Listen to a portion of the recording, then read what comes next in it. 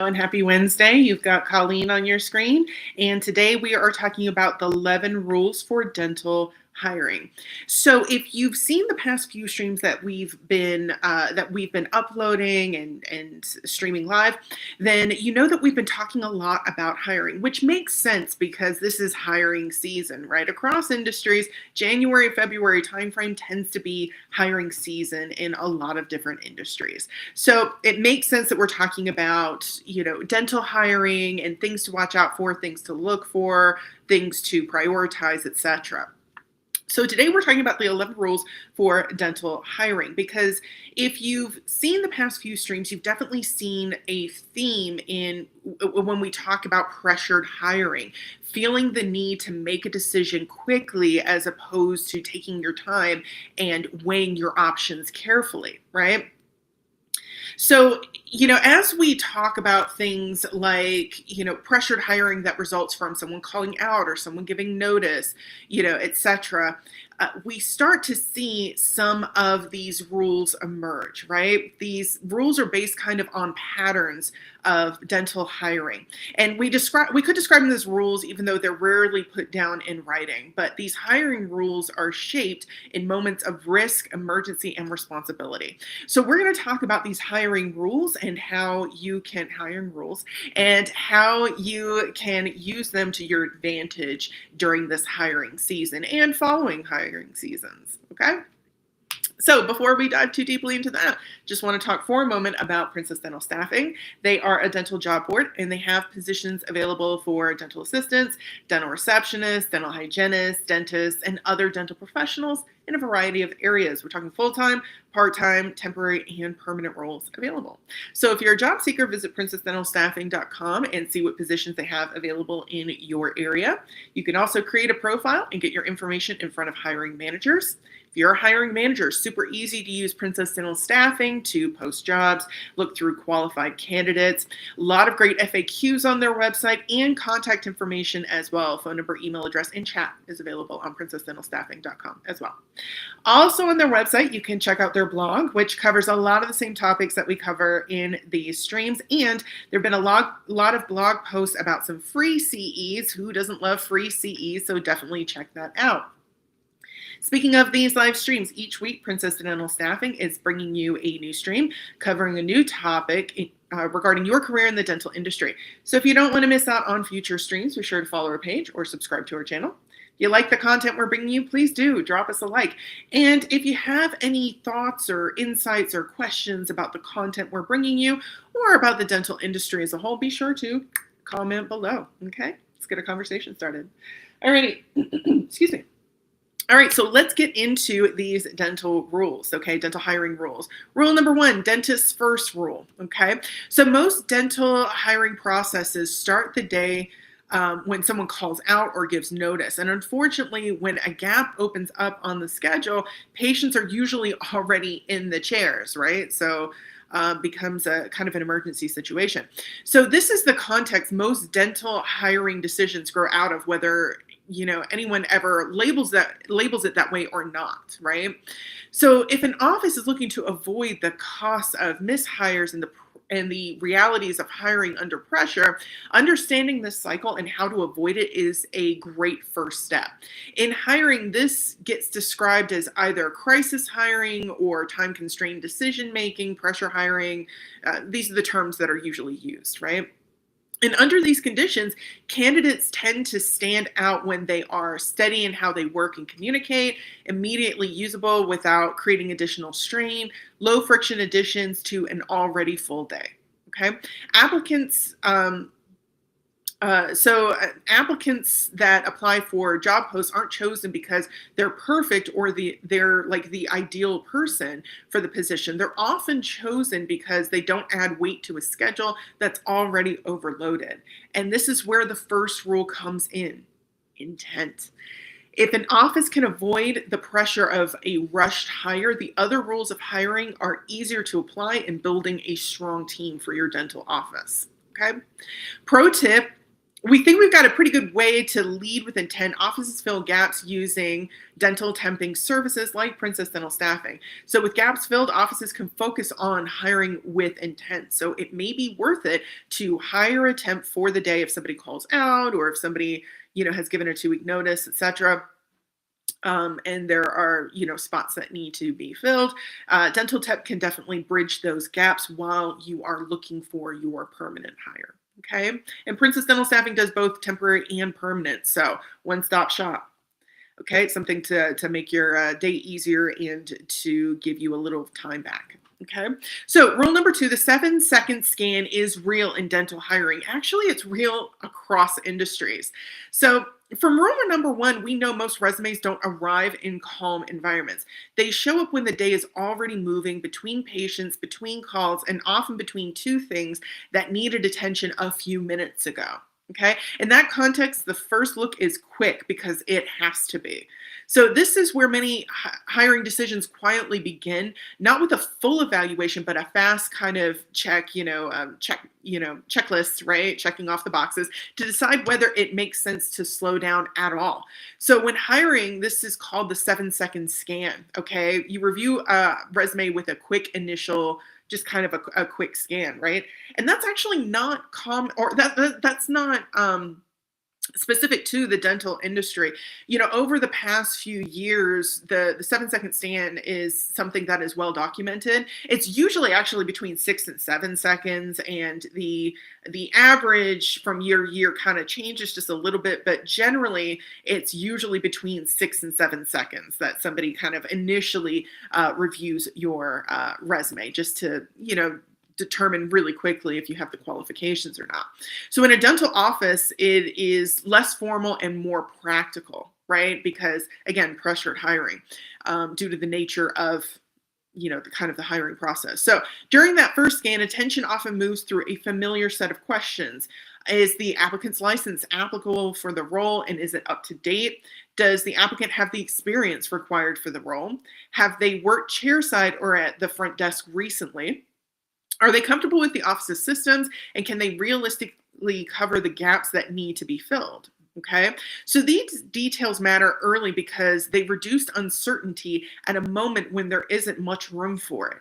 The goal of the first scan isn't to judge the whole candidate. It's about deciding whether continuing the conversation adds stability or creates friction. Over time, this pattern becomes really familiar. So, research from Harvard Business Review confirms that experienced professionals rely on mental shortcuts when information is incomplete and decisions have to be made quickly. Resumes that clearly answer the basic questions will often move forward in the hiring process. Resumes that require interpretation often don't, even if they show experience and might be really, really solid.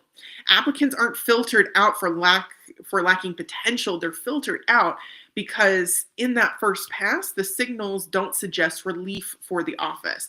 And in a busy dental practice, relief is often what hiring managers are definitely seeking, okay? So if you're a job seeker, this is really great information for you. So make sure that your resume is not just easily readable, but also easily scannable. Make sure that your information is broken up into easily digestible chunks, that it's very clear, your licenses and certifications, education are very clear on your resume, that you have a skill section that clearly defines, key skills so that it can survive a quick scan, and all of those sorts of things. Make sure you're answering all those questions, okay? So, pro tip, filling gaps using dental temping services allows offices to slow down and really look at what matters on a resume. So you can still do that 7-second scan just to kind of determine your top candidates, and then kind of go back and take your time in reading the resume to make an informed decision, okay? Rule number 3, 1 red flag cancels 5 strengths. So dental hiring doesn't happen in isolation. New hires work closely with patients. They share space with a small team. Their habits and decisions show up in the flow of the day almost immediately. Because of that, certain concerns tend to weigh or to carry more weight than others. A single unresolved issue or weakness in a candidate can outweigh their positive qualities. In hiring language, this is often referred to as the one red flag rule, the veto rule, the strong no principle, and others. This rule usually prompts 5 questions that dentists and hiring managers ask themselves about a potential hire. Number 1, is this person reliable, or does this person create gaps in coverage? Number 2, is their communication clear? Number 3, do they seem comfortable with what's theirs to handle, with their sort of jurisdiction, right? Number 4, are patients comfortable with this person? And number 5, does the day feel smoother with them around? Answers to these questions are practical signals that help an office decide whether to handle a potential issue quietly or leave it to others. This isn't about finding someone flawless. It's about avoiding issues that the rest of the team would have to carry if you hired this person, right? When responsibility is shared and visibility is high, caution becomes a form of care. Clearing the red flag threshold doesn't guarantee success, but it creates space for a wider, more flexible evaluation to begin. Okay. And pro tip here, a working interview can be a great follow-up after a traditional interview for a dental assistant or a dental hygienist, especially if an applicant seems to be like a good fit on paper for the office, right? So, working interview is a try before you buy, so you can actually see them in the environment and make a more informed decision. Okay. Rule number 4, dentistry rarely hires at partial readiness. Some hiring interviews assume that skills can be developed over time. In a dental office, the early margin for that development is smaller. Clinical work happens live. Patients are present. The pace doesn't slow down just because somebody is new to the team. When something is missed or misunderstood, it shows up chairside or at the front desk, often in ways that draw attention away from the rest of the day. So because of that, most offices look for a higher level of readiness at the point of hire. When hiring, this tension is often discussed through the 70% rule of hiring. At this stage in hiring, the questions are less about judgment and more about execution. Will the candidate legally and appropriately be able to step into the role? Will the candidate know what to do when the first patient sits down? Will the candidate navigate the systems without stopping the flow to ask, basic questions? And will the candidate understand how a typical day runs from start to finish? These questions discover whether the fundamentals are solid enough to keep the practice running smoothly and successfully. This helps explain why some candidates are described as trainable but are still passed over. The limitation usually isn't willingness, it's capacity. Most offices don't have the bandwidth to absorb steep learning curves or long training periods. Okay, early competence shows space for learning to happen sustainably, but once stability is restored and there are no longer any job openings or team gaps. Okay. Rule number 5, the working interview is where readiness becomes real. We kind of alluded to this earlier. So by the time a working interview happens, the basics usually aren't the question anymore, right? On paper, things make sense. In the interview, things make sense. The license checks out. The role fits. There's no obvious reason the candidate wouldn't be able to step into the day. What the office is really trying to understand at this point is something simpler and harder to name. What does the day feel like with them present and being part of the team? Once someone is in the operatory or at the front desk, the office notices things that don't show up in an interview, such as how the candidate moves through the space and whether they seem comfortable as the pace picks up or even slows down, right? The team may notice whether it has to slow down to accommodate the candidate or whether things keep flowing. So this is why working interviews carry so much weight in dentistry. They're less about testing skills and more about seeing how readiness holds up once the schedule starts doing what it always does, right? What it inevitably does. In hiring terms, this might be called a work sample or a job trial. In dental offices, working interviews often take place to observe a real day with a potential hire on the team. During a working interview, these questions often sit quietly in the background. 1, are they keeping up with the flow of the day? Number two, are they, or do they seem to know what's coming next? Can they, proactively kind of plan for that? Number three, when something shifts, do they adjust or does it throw them completely off? And number four, can they exchange information without interrupting the flow of the day? These aren't questions for the candidate. They're the things that offices notice and monitor while the candidate is working. This is why a strong interview doesn't always lead to an offer and why a quieter candidate sometimes excels once the work begins. Readiness becomes meaningful only when it's tested in context. The working interview refines the candidate's early evaluation in the hiring process for a dental office. Assumed competence becomes observed competence, giving the office a clearer sense of what the day would look like if this person were part of the office team and culture. Okay. Rule number 6, the first 90 days define the hire. So this is really important. Once someone joins a dental office, the most important information surfaces over time. So the hiring process is not complete once you give a firm offer, right?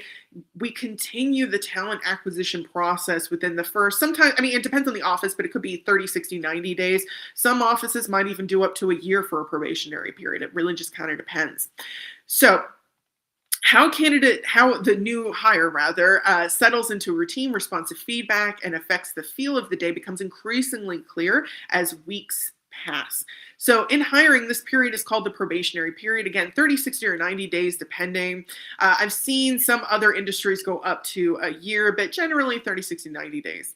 In dental offices, it's informal, but it is decisive. By the end of this period, most teams have a clear sense of whether the hire is becoming an asset or a source of strain. And this period reveals a trajectory rather than perfection. Okay. So as a job seeker, again, once you get that firm offer, that offer in writing, right, an actual job offer, that is not the end of the hiring process. It's really important to continue to work for the position, essentially, and really kind of determine if this is a good fit for you as well. Okay. So, really dive into this position and ask questions, see if you can, within the first 30, 60, 90 days, work a little bit, see if you can kind of meet with the dentist or the office manager or whoever your boss is. See if you can meet with them once every maybe couple of weeks or even once a month, just to ask questions, get feedback on your performance, and see where you're really strong and see if there are any areas of improvement. And you can also give feedback to your supervisor as well by saying things like, I'm struggling with this, I think this would be really helpful, and kind of giving feedback as well. Okay. So even if there are a few missteps within the first 30, 60, 90 days, those things can be fixed and rectified if you reach out quickly and early and talk to your supervisor and say, hey, I'm struggling with this, or I think I've improved in this, or those sorts of things, to really help you settle into the role. Okay. Rule number 7, reversible decisions are preferred. So by the time a dental office reaches this stage in hiring, most of the obvious questions have already been answered. Sometimes a rule is used that is described as reversibility principle, option value, risk asymmetry, things like that. So the person being considered can function day to day. The work gets done. The schedule hasn't suffered. Early interactions feel manageable, and the first few weeks have given the team something real to react to. At that point, the hiring thought process usually shifts. Instead of asking whether the hire is capable, the office starts considering whether to commit fully or to be a little bit more flexible in the hiring process. Rather than locking everything in immediately, many dental offices choose paths that leave room to keep learning as the working relationship with a potential hire develops, especially when the hiring process itself takes time. Okay. All right. Rule number 8. Dental hiring decisions improve when more than one perspective is involved. Two heads are better than one, right? Each team member experiences the day from a different perspective. When similar observations surface independently, they help confirm whether early impressions hold up once the work is shared. Even when one person makes the final call, ideas tend to form across the team. This idea is described as the rule of three interviews or the multiple evaluator rule or principle, excuse me. With a small dental team, shared observations and impressions like these often reduce hiring error more reliably than one single interview. And that's why working interviews and trial periods are important in the hiring process. Okay, and again, for job seekers, this is a really great information for you as well. Get to know your team, start building relationships, talk about work with one another and kind of see how you fit in, right, with the team. Okay. Rule number 9, culture fit is important. Culture fit in dental offices often affects focus, patience, and the overall rhythm of care. Paying attention to how the day feels with someone around is often the earliest signal of whether a hire will settle in or slowly strain the team. When hiring, this is often described as culture fit, culture add, team compatibility, and those sorts of terms. Okay. Rule number 10, avoid the wrong hire. In a dental office, the cost of a mishire is quantifiable. And if you want to learn about some of those quantities, it wasn't last week. I believe it was the stream before we talked about the cost of a mishire. A mishire shows up in the schedule, patient experience, financial expenses, and more. It's a lot of time, effort, energy, and money that goes into hiring somebody. So when it's a mishire, that's a lot more that it costs, right? Because of this, hiring decisions often lean toward caution. In hiring, this is described as loss aversion or risk asymmetry. The wrong hire usually creates more disruption than a missed opportunity. Findings published by the NIH show the early warning signs often appear well before long-term performance or retention problems become visible. Okay. And finally, rule number 11, watch new hires early on. In the first few weeks of a hire, everyone is still learning how the new person fits into the day, right? Habits are noticed, patterns are interpreted, small signals carry more weight because there isn't much history yet to balance them out. So over time, as confidence builds, that heightened attention fades. Trust forms through repeated, uneventful days where things work the way that they're supposed to and that they intend to. This rule helps explain why early weeks feel heavier and why first impressions tend to linger. Okay, so those are the 11 rules of dental hiring. So let's talk a little bit about the underlying logic behind dental hiring decisions. These rules exist because hiring in dental office is largely about managing uncertainty. Every hiring decision is made with partial information. Resumes only show part of the picture. Interviews offer limited context. Early impressions form while patients wait, phones ring, and the schedule is already full. Because of that, each rule serves to reduce uncertainty at any given moment. Over time, most dental hiring decisions tend to move through the same set of 10 questions. Um, is this worth more time right now? Can this candidate stay in consideration without pulling attention away from the rest of the day? Can this person function safely and competently? Will they be able to step into patient care or office workflow without creating avoidable risk? What problems might this introduce? If something goes wrong, where would the strain show up? The patients, the team, or the schedule, or all three? Is this getting easier or harder over time? As the days pass, does the hire feel like relief or added weight? How difficult would it be to change course? If the fit isn't right, how disruptive would it be to adjust or change the decision? Dental hiring isn't about finding the most impressive candidate on paper. It's about protecting patients, preserving workflow, and minimizing regret when decisions carry real consequences. As tools and technology change how candidates are filtered and presented, the logic behind these rules remains the same, even when it becomes harder to see at first. Okay? So, those are the 11 rules of dental hiring. Hiring rules don't necessarily make hiring easier, but they do make things a little more clear. And with that clarity, you can leverage this information to really learn what to look for throughout the hiring process and why, and also learn why all of these different steps in the hiring process are so crucial, so imperative, and why avoiding mishires and pressured decision making really, provide return on investment, spending a little more time up front so that you're not spending a lot more time later trying to correct something. So for many offices, this recognition is a helpful starting point because clarity is more important than more advice when making decisions under pressure. Okay. So that's our topic today. But before I let you go, I just want to bring to your attention some free CEs. Who doesn't love free CEs? Okay. So first one on our list, an introduction to red light therapy and dental practice. This one is on February 5th. That is tomorrow if you're watching this live. Time 7 p.m. Eastern Standard, and it's presented by Janessa Bach, RDH. It's live interactive webinar, one free CE. Red light therapy, also known as photobiomodulation, is gaining traction as an adjunctive tool in dentistry. This introductory course covers the science, safety considerations, and clinical applications of red light therapy in the dental setting, and it is best for hygienists and clinicians interested in emerging adjunctive technologies and patient comfort innovations. Okay. Alrighty, next on our list, real-world bonding, practical isolation and adhesive strategies for everyday restorative dentistry. The date is February 10th, 2026 at 7 p.m. Eastern Standard. Presenter is Dr. Nathaniel Lawson.